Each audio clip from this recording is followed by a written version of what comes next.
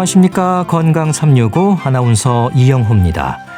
위암 진단을 받으면서 초기라는 말을 들으면 그래도 안심이 되는 부분이 있죠.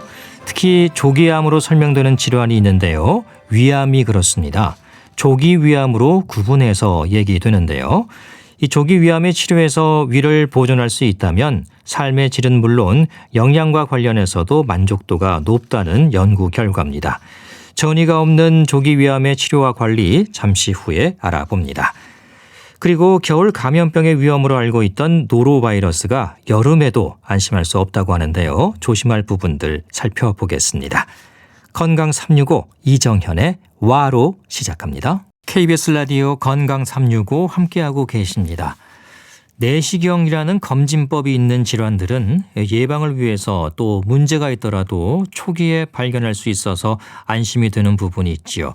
위암도 그렇습니다. 특히 조기 위암이라는 이름으로 불리는 경우가 있는 걸 보면 비교적 초기 상태에서 치료 방법이 있다는 얘기인데요. 조기 위암으로 위를 보존할 수 있다면 영양은 물론 수술 전 상태로 회복할 수 있다는 연구 결과가 있습니다. 이 관련해서 연구를 진행한 국립암센터 외과 전문의 엄방울 교수에게 도움 말씀을 들어보겠습니다. 교수님 안녕하십니까?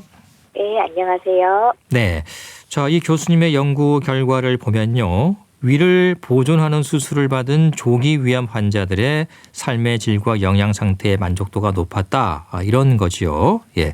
일단 뭐 전제 조건이 있긴 합니다만 정말 반가운 소식이고요. 위암 수술을 하고 어떻게 소화 기능을 지키고 영양 관리를 할까 궁금했었거든요. 어떻습니까? 네. 위암 수술을 하게 되면은 네. 위의 상당 부분을 절제하는 것이기 때문에 아무래도 소화 능력이 떨어지게 됩니다. 네. 그래서 환자분이 일정 기간 이제 적응 기간을 거쳐야 하고요. 거기에 따라서 이제 일부 환자분들에 있어서는 빈혈이라든지 비타민 결핍 등이 나타나기 때문에 거기에 대해서는 이제 추적 관찰하면서 따로 영양을 보충해야 하기도 합니다. 예, 그런 어려움들이 있었는데 이제 관련해서 연구가 진행된 거고 조기 위암에 있어서 이런 삶의 질과 영양 상태가 좋았다. 이런 연구 결과를 내놓으셨습니다. 먼저 이 조기 위암에 대한 설명부터 들으면 좋을 것 같아요. 그 조기 위암 또 초기 위암이란 말도 있는데요. 같은 의미로 보는 겁니까? 어떤가요? 네. 비슷한 개념이지만 동일하진 않습니다. 예. 조기 위암은 위암이 위벽을 매우 적게 침범했다는 뜻인데요. 네. 즉 위벽은 4개의 층으로 나눌 수 있는데 그중에 첫 번째 층만 위암이 침범했을 때 조기 위암이라고 합니다. 그런데 우리가 흔히 말하는 초기 또는 말기라는 용어는 네. 암의 전체적인 병기를 말하는 것인데요.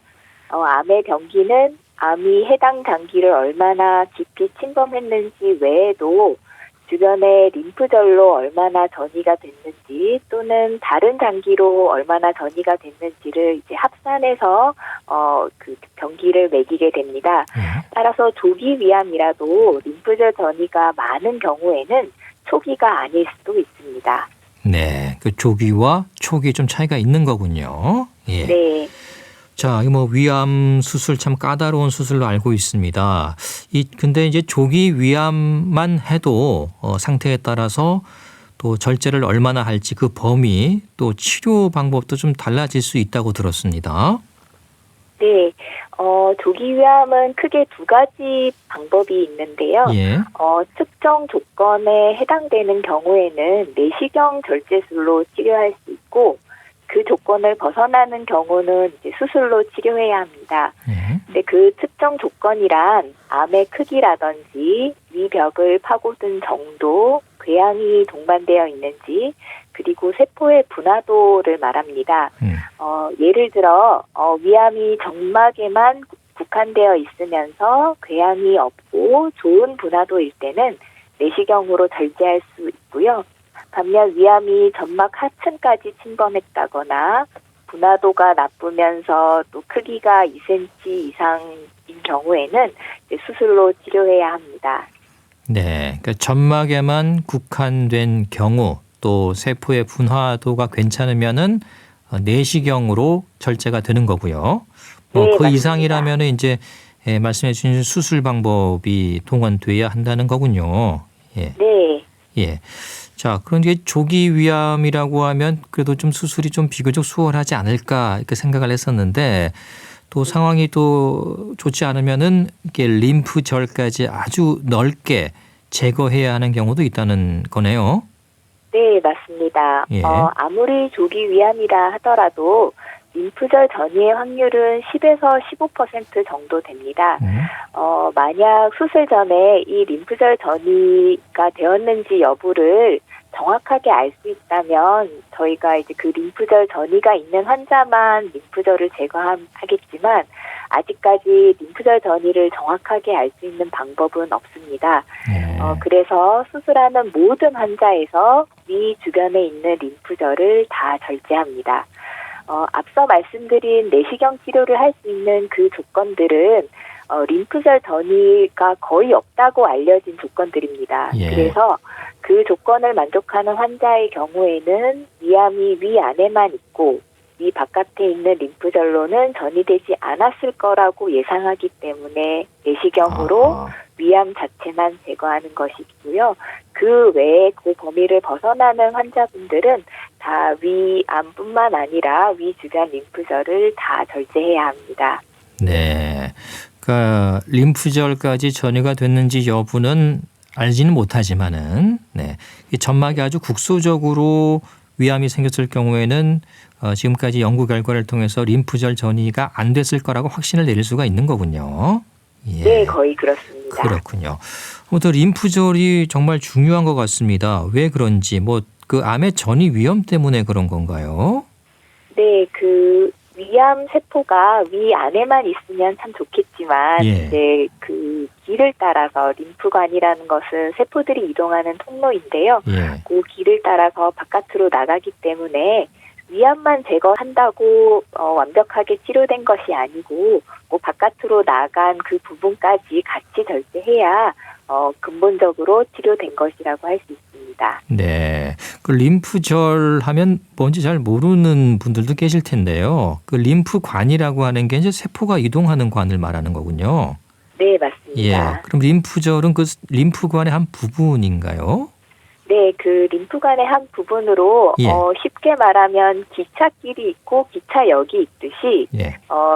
림프관이 기차길이라면 기차역이 림프절이라고 할 수 있습니다. 그래서 그렇군요. 세포들이 이동하다가 어떤 한 군데에 이렇게 모여 있는 그곳을 림프절이라고 합니다. 예. 그러니까 뭐 스테이션 정도 되겠네요. 머무르는 맞습니다. 곳. 네. 이해했습니다. 예. 감시 림프절 수술이라는 것도 있다고 들었는데요. 이건 어떤 겁니까? 네, 감시 림프절이라는 것은 위암과 가장 가까운 림프절을 말하는 것인데요. 예. 암세포가 전이할 때 원래 위치로부터 가장 가까운 림프절을 거쳐서 고기를 거쳐서 멀리 갈 것이기 때문에 예. 가장 가까운 림프절을 검사하는 것이고 그것을 이제 감시 림프절이라고 합니다. 그래서 그 감시 림프절에 만약에 암이 없다면 예. 더 멀리로도 가지 않았을 거라고 가정하는 것이 감시 림프절 수술입니다. 그래서 수술장에서 먼저 위암과 가장 가까운 감시 림프절을 떼서 네. 거기에 암세포가 있는지 여부를 검사한 다음 만약에 암세포가 있다면 그러면 이미 이 암세포는 바깥으로 나갔구나 해서 판단하고 림프절을 모두 절제하는 표준 수술을 시행하고요. 만약에 없다면 아직 안 나갔다고 판단해서 네. 림프절을 더 절제하지 않고 위암만 제거하는 수술을 말합니다. 그렇군요. 그러니까 위암 세포가 있는 곳과 가장 가까운 림프절이 맞습니다. 되겠네요. 예. 네. 그건 어떻게 잘 찾을 수가 있습니까? 네. 그것은 수술장에서 내시경을 하게 되는데요. 예. 환자분이 전신 마취가 된 상태에서 수술장에서 내시경으로 그 암 부위를 접근해서 암 주변에 인체에 무해한 그 염색약을 주입을 하게 됩니다. 예. 그러면 그 염색약이 그 림프관을 따라서 이렇게 이동하는 것이 보여요. 그렇죠. 그래서 그 보이는 그 부분, 첫 부분을 이렇게 도려낼 수 있습니다. 예. 그 아까 말씀해 주신 림프절은 이제 많이 모이는 곳이니까 그게 네. 이제 색상을 통해서 구분이 될 수가 있겠네요. 예, 네, 맞습니다. 이해했습니다. 예. 그 부분 가까운 부분을 찾아서 여기에 암의 전이가 있는지 여부를 확인하는 거군요. 네, 예. 만약에 안 돼 있다면은 정말 다행인 거고요. 예. 맞습니다. 그래서 그걸 통해서 위를 많이 절제하지 않고 보존할 수가 있겠네요. 맞습니다. 그래서 일반적인 수술은 이 림프절을 다 제거하기 때문에 혈관들도 다 이제 잘려 나가게 되고, 그래서 위의 상당 부분이 이제 혈액 공급을 못 받아서 결국은 이제 절제를 해야 되는 상황인데요. 예. 감시 림프절은 그 감시 림프절만 절제하고 나머지 림프절은 절제하지 않기 때문에 예. 혈관들이 대부분 보존되어 있고, 그래서 위암 근처만 이렇게 도려내듯이 수술하게 됩니다. 그래서 그렇죠. 위의 대부분이 남아 있다고 할 수 있습니다. 예. 그래서 이 위암도 가능한 빨리 발견하는 게 좋다는 게 여기서 다 증명이 되는 거군요. 예. 네, 맞습니다. 알겠습니다. 자, 뭐 어쨌든 조기 위암도 위암이라는 이름이 들어가는 거니까요. 어떻습니까? 이게 수술을 받게 되면은 특히 이제 위암 수술 일상에 많은 영향이 있지 않을까 싶은데 뭐 소화도 잘 안 되고 그렇지 않을까요? 네, 일반적인 위암 수술에 대해서 잠깐 말씀드리면, 예. 위암의 크기와 상관없이, 그러니까 아무리 작더라도 그 위치에 따라 수술 범위가 결정되는데요. 위에 중간 또는 아래쪽에 있을 때는 위에 60%를 절제하고, 위에 위쪽에 있거나 암이 큰 경우에는 위 전체를 다 절제하는 수술을 합니다. 예. 네, 이렇게 위를 이렇게 많이 절제하게 되면 위가 반 이상 줄어든 상태이므로 수개월간 식사 적응 기간이 필요합니다. 예. 그래서 수술 직후에는 당연히 한 번에 많이 못 드시고요. 예. 꽉 찬 느낌이라든지 구역감 또는 복통, 설사 등이 발생하는데 이런 증상을 위절제 증후군 또는 덤핑 신드롬이라고 합니다. 예. 그래서 이러한 위절제 증후군은 수술 직후에 자주 발생하고 정도도 심하다가 수주 또는 수개월이 지나면 그래도 차츰 적게 발생하고 정도도 약해집니다. 예. 하지만 수술로 인해서 이런 여러 가지 구조가 이미 변했기 때문에 언제든 과식하거나 급하게 먹으면 배도 아프고 설사도 하는 불편이 있습니다. 예. 배도 아프고 이제 소화가 잘 안 되겠네요. 어쨌든요. 네, 예. 맞습니다. 덤핑 신드롬. 예. 네. 덤핑 증후군 이렇게 될 것 같은데 이거 덤핑이라는 단어가 들어간 이유가 뭘까요? 네. 네. 그 덤핑이라는 거는 이제 우리가 흔히 생각하는 덤프 트럭을 하면 되는데요. 예. 거기에 이제 트럭에 많은 짐을 싣고 한꺼번에 우르르 쏟아지는 그거를 이제 생각하시면 되는데요. 예. 위에서 12지장으로 내려가는 그 사이에는 유문이라는 이제 조임근이 있습니다. 예. 그래서 그 근육 때문에 한꺼번에 우리가 밥을 먹어도 12지장으로 왈칵 쏟아지지 않고 차츰차츰 흘려보낼 수 있는 그런 조절하는 근육이 있는데요. 예. 위 수술을 하게 되면 그 근육이 이제 없어지게 됩니다. 그렇겠죠. 날려나가게 됩니다. 예. 그러면 그냥 위라는 큰 공간과 소장이 그냥 이제 연결이 된 상태고 그 사이에 조임근이 없기 때문에 예. 밥을 먹으면 바로 모든 음식이 소장으로 왈칵 쏟아져 내려갈 수 있습니다. 예. 그래서 이렇게 음식이 한꺼번에 소장으로 가게 되면 우리 몸에서 여러 가지 반응이 오게 되는데 심장 박동도 빨라질 수 있고 또 오히려 저혈당도 나타날 수 있고 장이 막 움직이면서 이제 복통도 있을 수 있어요. 네. 그런 것 때문에 덤핑 증후군이라는 이름이 붙었습니다. 그렇군요. 이해했습니다. 위가 다 절제되는 경우도 있다고 하셨잖아요. 예. 네. 그 암이 이제 위쪽에 있을 때 그 위가 없어도 괜찮습니까? 하나도 없어도요. 네, 많은 분들이 궁금해하시는 부분인데요. 네. 사실 음식을 소화하는 거는 그러니까 영양분을 잘게 쪼개서 우리 몸에 이제 흡수하는 거는 사실 소장의 역할이거든요. 예. 그래서 사실 위는 당연히 이제 저장을 했다가 잘게 부수고 연하게 음식을 만드는 역할을 하지만 비록 그 역할을 못하더라도 우리가 꼭꼭 씹어서 천천히 잘 삼키기만 하면 예. 소장에서 그런 영양분들을 다 분해해서 우리 몸으로 흡수하기 때문에 생존하시는 데는 전혀 문제가 없고요. 예. 다들 이제 수술 후에 적응하신 후에는 직장 생활도 하시고 사회생활 똑같이 하시거든요. 그렇군요. 네, 물론 위가 없으면 전체가 다 없으면 아무래도 그런 복통이나 설사 같은 것들이 조금 더 자주 일어날 수는 있습니다. 예. 당연히 물론 있어야겠습니다만 설사 없더라도 생명을 유지하는 데는 괜찮다는 거군요. 물론 이제 다른 관리를 잘 하셔야겠습니다만. 예. 네, 일상생활에 문제는 없습니다. 알겠습니다. 자, 이제 교수님께서 진행하신 연구 내용에 대한 설명을 좀 듣겠습니다. 주제가 조기 위암의 위 보존 수술 후 삶의 질과 영양학적 결과입니다. 예. 이 어떻게 연구하신 건지 좀 간단하게 설명을 해 주시죠. 네. 이 연구는 네.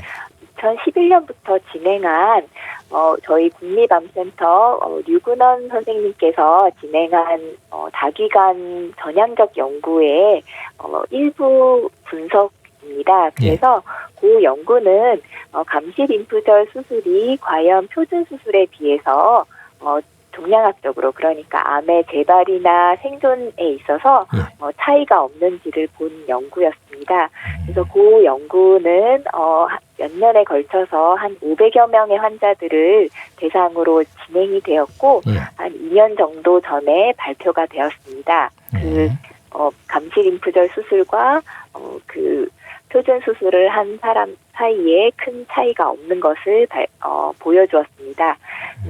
이번에 제가 한 연구는 그렇게 감시 림프절 한 사람들을 대상으로 실제로 위를 보존한 사람과 그리고 표준 수술을 한 사람들의 어떤 삶의 질이랑 영양학적인 지표를 따로 분석한 연구입니다. 예.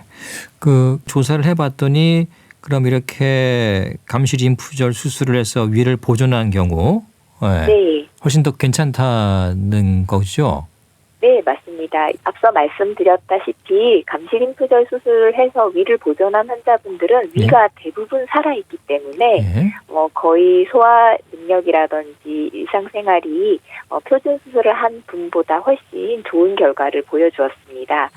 그리고 영양학적으로도 그 혈색소라고 하는 헤모글로빈 수치라든지 그런 것들이 오히려 거의 수술 전으로 그 전 수치로 돌아가는 그런 모습을 보였고요. 반면 표준 수술을 하게 되면 약간 이제 낮은 상태로 유지가 되게 됩니다.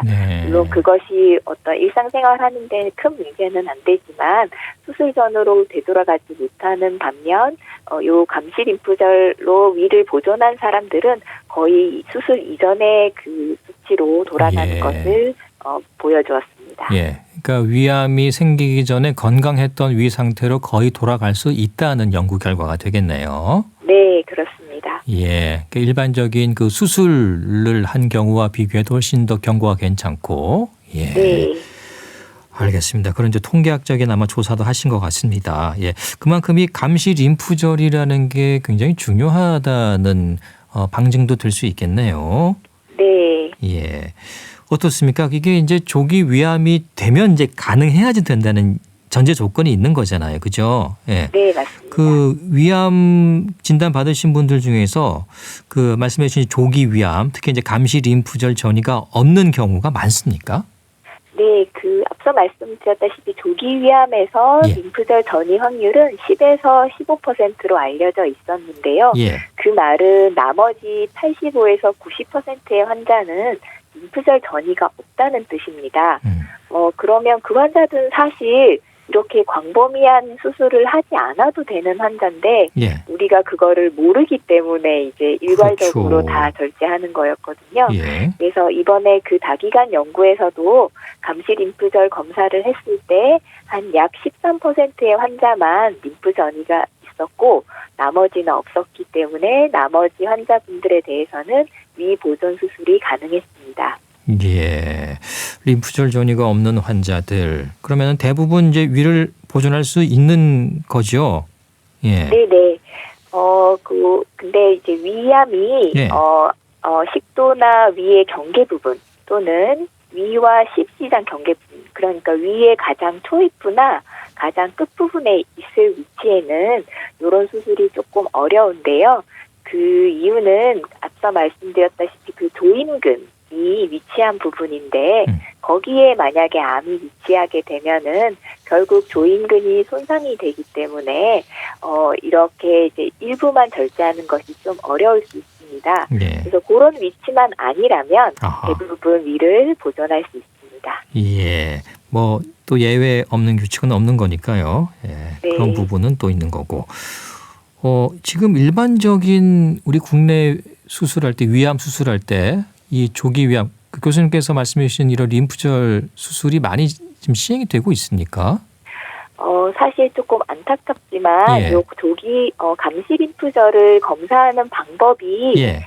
조금 복잡하고 여러 과가 협진을 해야 협동을 되는 해야 거군요. 하는 네, 예. 그런 상황입니다. 그래서 사실 국립암센터에서는 저희가 이제 연구비를 통해서 그런 부분들을 좀 마련을 하고 또 여러 선생님들의 그런 협조를 얻어서 했었지만 예. 다른 기관에서는 그런 것들이 어려워서 사실 많은 기관에서 아하. 지금 행해지고 있지는 못하고요. 그냥 전국에 현재도 약간 임상 연구로 하고 있는데 한 5개 정도의 기관에서 시행되고 있습니다. 예. 일반적으로 이제 많이 진행되고 있는 상황은 아직은 아닌 거군요. 예. 네, 그렇습니다. 네, 관련해서 연구가 좀 더 진행되고 이게 이제 보편적으로 시행이 될 단계까지 가려면은 시간이 조금 더 걸릴 수도 있겠네요. 네, 맞습니다. 예. 이 어떤 계기로 연구를 처음 진행하게 된 건지도 궁금합니다. 어떤 그 위암 수술 후에 환자들이 느낀 좀 불편감 때문에 연구를 시작하는 게 아닌가 싶기도 하고요.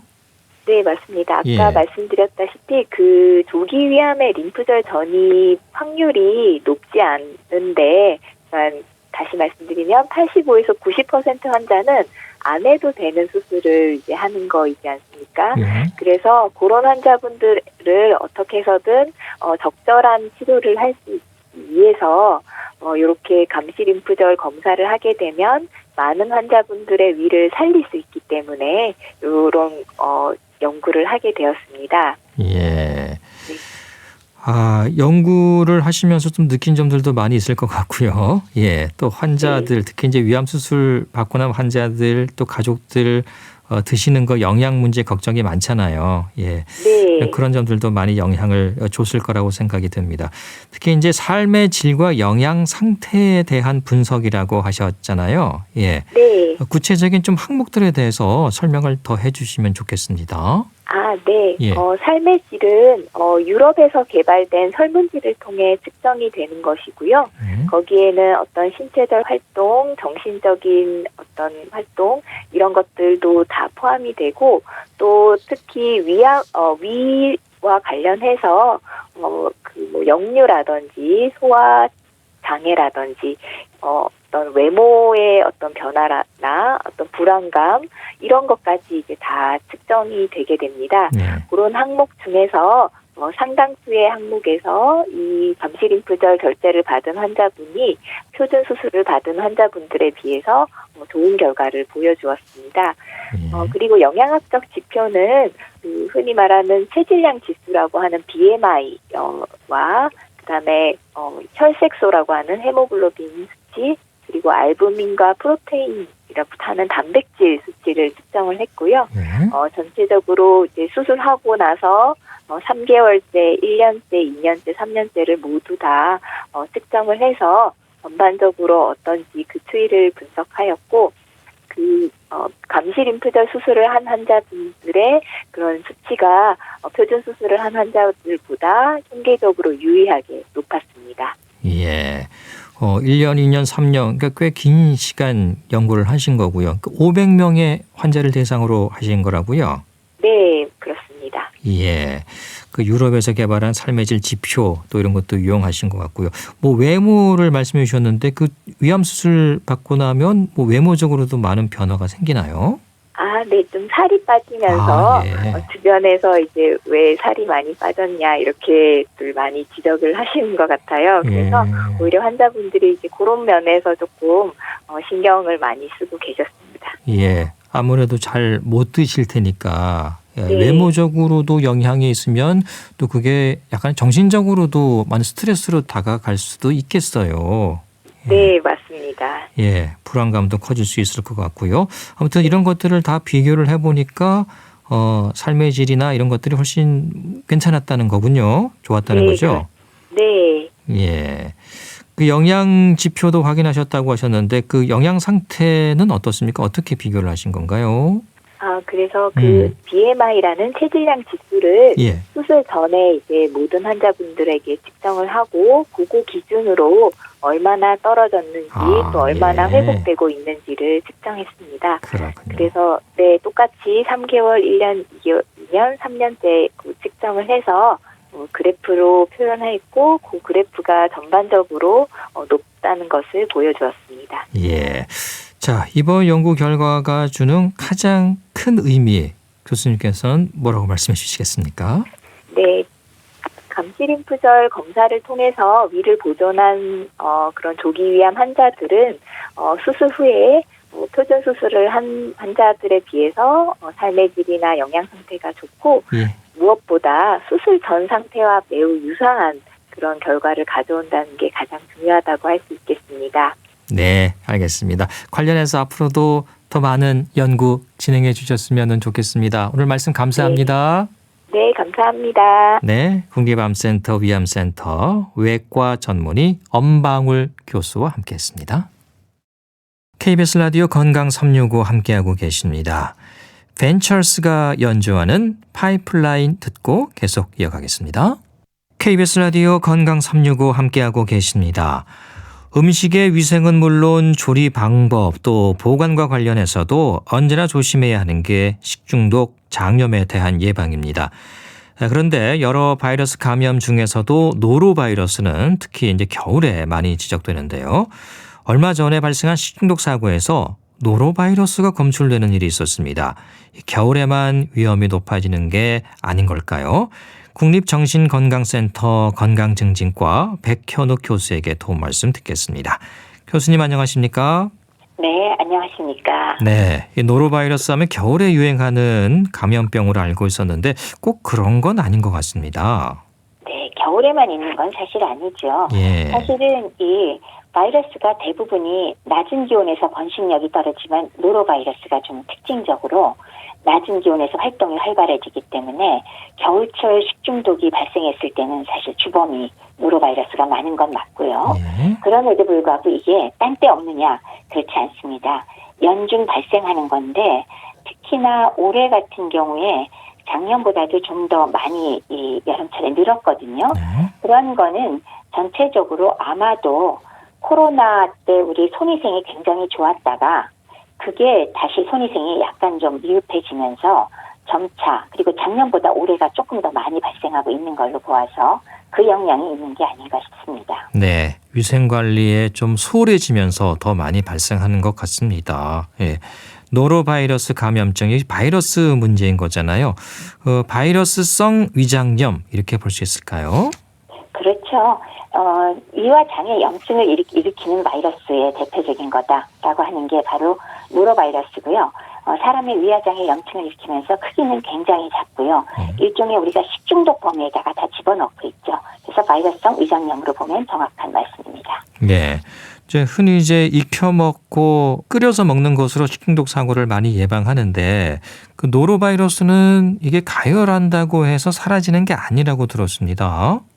이 노로바이러스는 칼리시 바이러스과에 속한다고 합니다. 그래서 네. 크기는 작아서 이제 27에서 40 나노미터 정도이고, 그래서 일반적인 경우에 아주 강하게 끓이면 사실 소멸할 수가 있는데 60도에서 30분 동안 두어도 감염성이 그냥 유지되는 정도로 쉽게 사라지지는 않지만은 100도에서 1분간 가열하거나 아니면 70도에서 5분간 가열하면은 사실은 그 활성이 소멸할 수 있기는 합니다. 예. 그리고 또 아울러서 일반 수돗물의 염소 농도에서는 불활성화가 되지 않고 감염성이 유지가 될 정도로 저항성이 비교적 강한 바이러스로 어허. 알려져 있습니다. 예, 그러니까 완전히 이제 팔팔 끓이면 죽긴 죽는 거군요. 네, 예. 그렇습니다.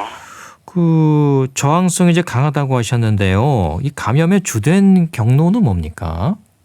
노로바이러스의 감염증은요, 그냥 한마디로 분변, 대변과 경로라고 할 수 있는데 무슨 뜻이냐? 노로바이러스에 오염된 음식이나 물을 우리가 경구로 섭취했을 경우에 물론 위장염 일어날 거고요. 네. 두 번째 또 하나는 감염된 환자의 분변이나 또는 토사물 있죠. 구토물에 오염된 손이나 아니면 주변 기구, 환경에 접촉했을 때 역시 경구로 들어갔으면 역시 걸릴 수가 있기 때문에 크게 봐서 두 가지 경로이지만 이게 굉장히 감염이 잘 되기 때문에 환자랑 근처에 있어서 접촉을 하는 것도 전파가 가능할 정도로 아주 전염력이 강한 그런 네. 경우가 되었습니다. 전염성이 높다는 거군요. 예. 그렇죠. 그래서 그 화장실 사용하면서 물 내릴 때 변기 뚜껑을 반드시 닫으라고 하는 이유도 거기에서 비롯된 걸까요? 그렇죠. 예. 사실 이게 이제 그 변기 뚜껑을 닫아야 된다는 거는 왜 최근에 왜 상당히 유명한 그 사진들 많이 나오잖아요. 네네. 변기에서 그 소위 말해서 플러싱이라고 물을 내릴 때 완전히 왜 그 폭포처럼 치솟는 거 그런 모습이 나오잖아요. 그거는 감염된 상황이 아닌 거를 형광을 넣고 찍은 사진인데 노로바이러스 감염증 환자가 배변 후에 물을 내릴 때 뚜껑을 닫지 않으면 그 감염된 바이러스들이 주변으로 다 튀어나가는 그런 일이 벌어지죠. 예. 소위 말해서 비말이 확산되니까 그런 면에서는 반드시 대변을 보고 나서 변기 뚜껑을 닫아서 물을 내려라. 그리고 또 주변 환경이 오염된 게 의심되면 접촉이 의심되는 물건과 그 손을 아주 철저하게 소독을 해야 된다. 예. 그래서 손 씻는 것도 중요하다라고 얘기를 할 수 있고요. 그러면 도대체 어느 정도면 이게 닦아질 수 있느냐? 그 아까 왜 일반 물에 있는 염소 정도로는 이게 비활성화가 되지 않기 때문에 이런 화장실 같은 경우 환경적인 문제는 이 염소 소독을 1000 내지 5000 ppm이라고 굉장히 강한 염소 소독을 하면 역시 비활성화 시킬 수 있다고 합니다. 예. 그 소독약 시중에 파는 것들 그걸 좀 강하게 써야겠군요. 완전히 네, 없애기 그렇습니다. 위해서는요. 전염성이 강하다고 말씀해 주셨고 아주 뭐 적은 양의 바이러스로도 감염될 수 있다는 얘기죠. 그렇죠. 아주 소량의 바이러스만 있어도 쉽게 감염된다고 하는데요. 이게 정확한 건지 몰라도 단 10개의 입자로도 감염시킬 수 있을 정도로 강하다는 얘기가 나와 있습니다. 그래서 주변에 감염자가 있다면 대변, 구토물, 침, 오염된 손 이런 게 전부 다 접촉하면은 감염될 수가 있기 때문에 접촉하지 않는 게 최선의 예방법이고요. 또 감염 환자와 화장실을 같이 사용해야 된다면 세면대, 변기, 문손잡이 이런 것들은 염소 소독제를 사용해서 확실하게 소독을 해야 감염을 예방할 수 있다고 합니다. 네. 뭐 가급적이면은 화장실을 따로 쓰는 게 좋겠죠. 네. 그러면요. 그 전염성이 가장 높은 시기는 언제입니까? 뭐 감염 후에가 가장 높을까요? 예, 감염 후에 증상이 나오는데 불과 하루 이틀이면 나오는데요. 예. 그때가 가장 높은데 또 높은 이유 중에 하나가 그때가 바로 토하거나 설사, 위주인 증상이 제일 확연하게 심할 때거든요. 그렇기 때문에 접촉할 수 있는 물질이 많잖아요. 말하자면 감염시킬 수 있는. 네. 그래서 그 시기가 가장 높다고 할 수 있습니다. 네. 이 회복을 한 후에도 며칠 동안 좀 조심해야 한다면서요? 예, 회복하고 나서 적어도 3일 정도까지는 전염력이 확실히 있다고 보고 있고요. 예. 일부의 경우에는 2주까지도 전염력을 지니는 경우가 어허. 있다고 합니다. 예. 이게 이제 잠복기도 있을 텐데요. 어떻습니까? 잠복기의 경우는 보통 하루나 이틀, 시간으로 따지면 24시간 내지 48시간 정도, 그 정도 지나면은 이제 증상이 나오는데, 예. 흔히 말하는 우리 식중독 증상하고 사실 거의 같아서, 예. 토하고, 설사하고, 그다음 배가 아프고, 이거 전형적이잖아요. 그렇죠. 거기에 열이 날 수도 있고요. 그런 증상이 이제 일반 식중독 증상하고 거의 같다라고 비슷하고. 할 수 있겠습니다. 예. 다만 어린이의 경우 소아는 구토가 흔하고 어른은 설사가 흔하다는 게 약간의 차이점이랄까요? 그 정도입니다. 그렇군요. 그 차이 약간 있네요. 네. 보통 이제 식중독하면은 별다른 치료를 받지 않아도 저절로 좋아지는 경우가 많다고 뭐 그렇게 막연하게 알고 있는데요. 노로바이러스는 어떻습니까? 이건 어떻게 시간이 지나면 좀 많이 좋아지나요, 저절로? 네, 같습니다. 네. 이거는 특별한 치료법은 사실은 없습니다. 그 뜻은 뭐냐 하면 이게 바이러스에 의해서 생긴 거지만 항바이러스 써야 되느냐? 필요 없습니다. 네. 또 경험적 항생제 써야 됩니까? 열이 나는데 필요 없습니다. 그런 면에서는 자연회복이 되기는 합니다.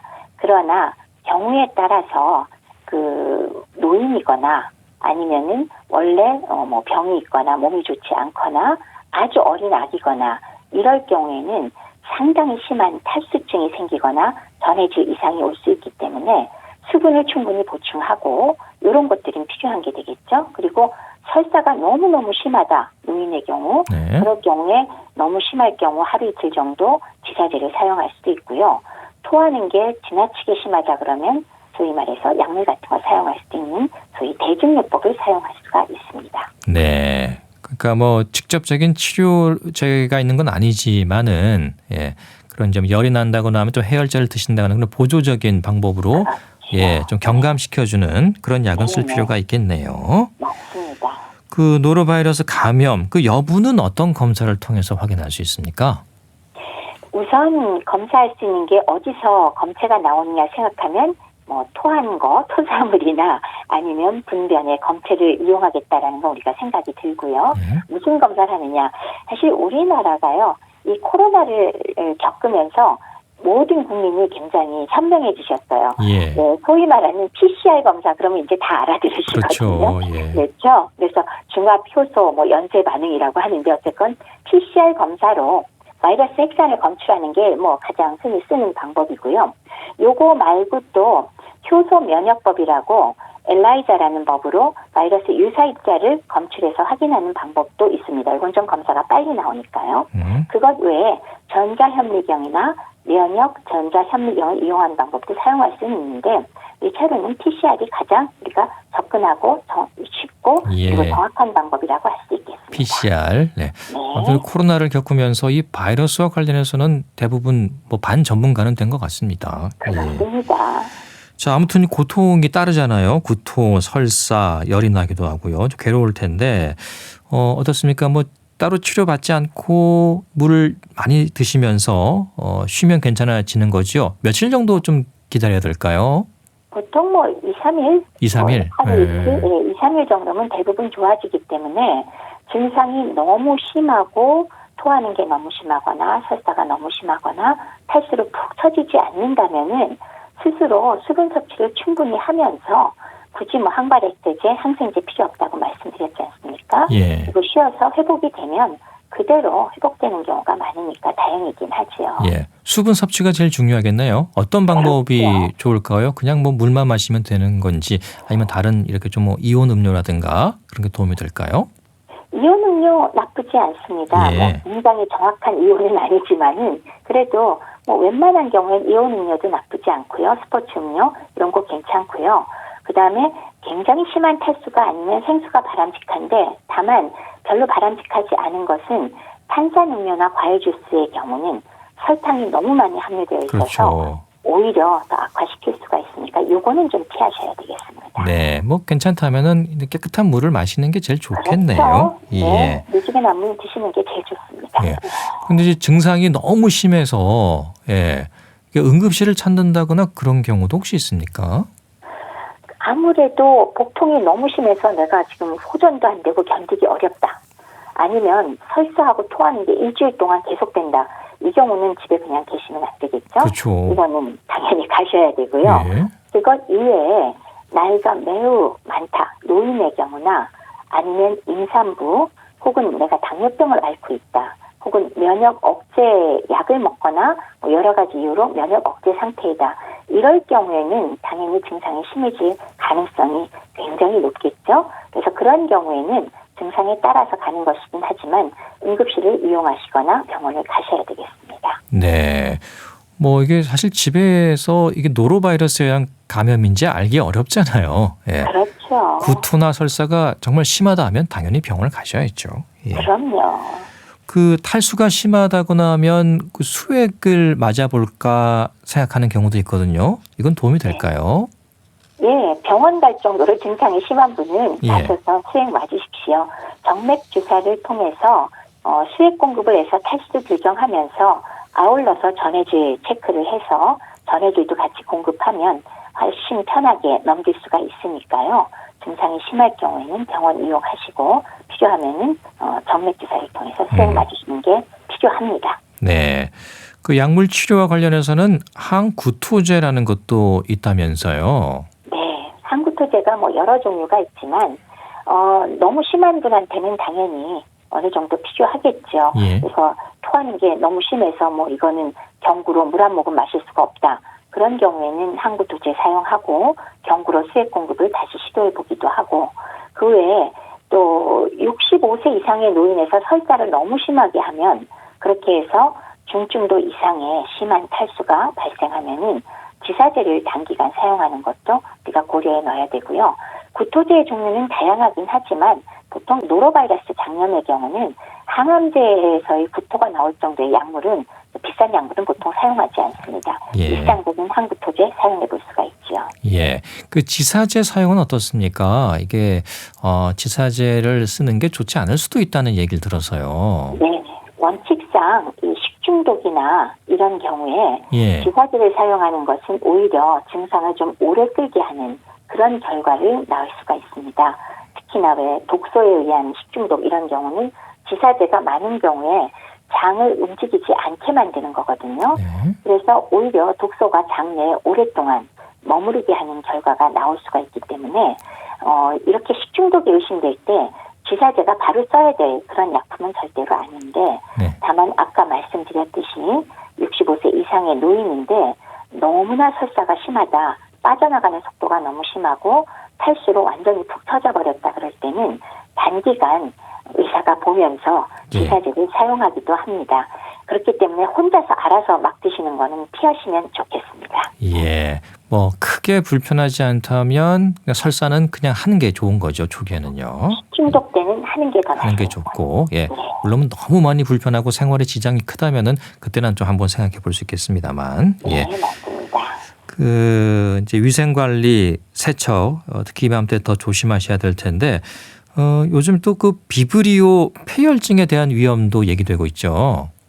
이거는 이것도 좀 막강한 병인데요. 이게 3급 법정 감염병이거든요. 예. 그래서 이 비브리오 폐혈증은 비브리오균 중에서도 볼리피쿠스라는 그런 바다에 사는 그람 음성 세균에서 생기는 건데요.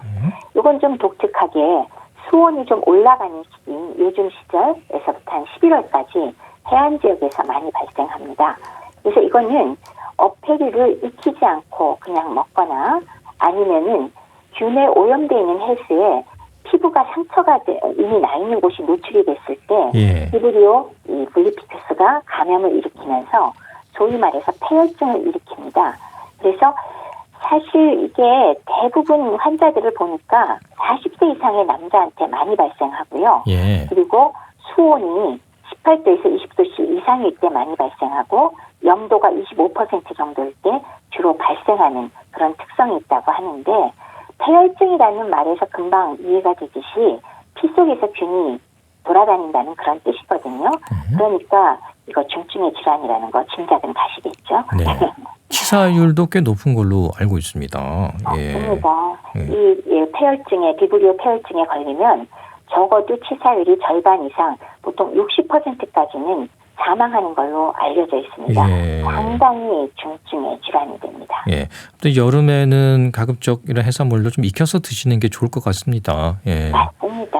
그리고 상처가 만약에 있다면은 바닷물에 그냥 막 들어가는 거 좀 자제하셔야 되는 거고요. 네. 예. 내가 상처가 있는데 따뜻한 바닷가에서 함부로 들어가시면 거기에 감염이 되면서 이 균이 지독한 균이거든요. 예. 그렇게 해서 건강한 사람은 그냥 국소적인 문제로 생기다가 끝나지만, 아닐 경우에 전신이 염증을 일으키는 폐혈증까지 가면 방금 말씀드렸듯이 사망률이 이렇게 60%까지 높기 때문에 정말 조심하셔야 합니다. 예. 이런 이제 감염증, 이제 잠복기가 있다고 그러던데요. 그렇습니다. 이제 항상 이런 감염증의 특징들은 잠복기가 있는 게 특징이 되겠고 증상이 나타나야지 감염 여부를 알게 되는 거지 않습니까? 네. 근데 바로 이 비브리오 그 폐혈증의 경우는 일반 분들의 경우에도 문제를 일으키고 국소적인 그런 감염을 일으키고 거기서 또 막 그 물집 같은 게 생기고 이러긴 하지만 사실은 어떤 경우에 문제가 되냐면 만성 간질환을 갖고 있는 환자 네. 그리고 알코올 중독자 또 당뇨병 혹은 만성 신부전이나 면역 저하 환자들한테 이 감염증이 폐혈증으로 넘어가기가 매우 쉽거든요. 네. 그래서 이런 분들의 경우 이런 질환을 가진 분들이 초기에 증상이 나오기 시작할 때 피부에 막 물집이 생기면서 증상이 나오기 시작할 무렵에 빨리 정확하게 그 진단을 받기 위해서 병원을 찾아오셔야 되고요. 또 병원에 오셨을 때 이것저것 기억해낼 게 좀 많지만 일주일 이내에 어패류를 내가 생으로 먹지 않았나 어허. 아니면 상처난 손발이 해수, 바닷물과 직접 접촉하지 않았나 아니면은 어패류를 손질을 하다가 그걸로 다치지 않았나 손을 다치거나 네. 이런 게 있나 없나를 확인하고 만약에 이게 조금이라도 의심되면 빨리 치료를 시작해야 되는 그게 가장 중요하다고 말씀드립니다. 그렇군요. 기저질환이 있으신 분들은 더 조심하셔야겠습니다. 또 여름철 위생관리 더 철저하게 하시기 바랍니다. 말씀은 여기까지 듣겠습니다. 고맙습니다. 네, 감사합니다. 네, 국립정신건강센터 건강증진과 백현욱 교수와 함께했습니다. KBS 라디오 건강 365 라이크 준의 쉬는 날 들으면서 모두 마치죠. 아나운서 이영호였습니다. 고맙습니다.